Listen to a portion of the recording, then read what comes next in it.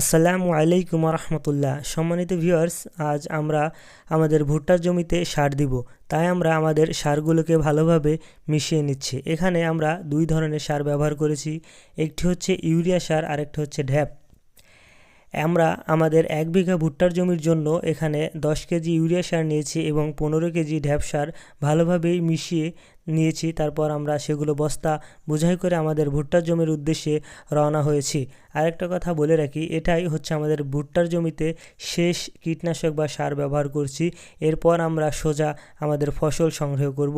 আপনারা দেখতে পাচ্ছেন যে প্রত্যেকটা গাছে এখন ফল চলে আসছে। আমরা এই সময় মূলত একটা সার ব্যবহার করে থাকি। এর কারণ হচ্ছে এই সময় সারটা দিলে প্রত্যেকটা ভুট্টার দানা অনেক মোটা মোটা হবে এবং প্রত্যেকটা ভুট্টা গোড়া থেকে একেবারে আগা পর্যন্ত অনেক সুন্দর ভুট্টা এবং অনেক মোটা মোটা দানা আমরা সেখানে পাবো। এই উদ্দেশ্যে মূলত আমরা এই 6 থেকে 7 ফুট লম্বা ভুট্টার গাছের মাঝখানে যে আমরা সারগুলো দিয়ে থাকি।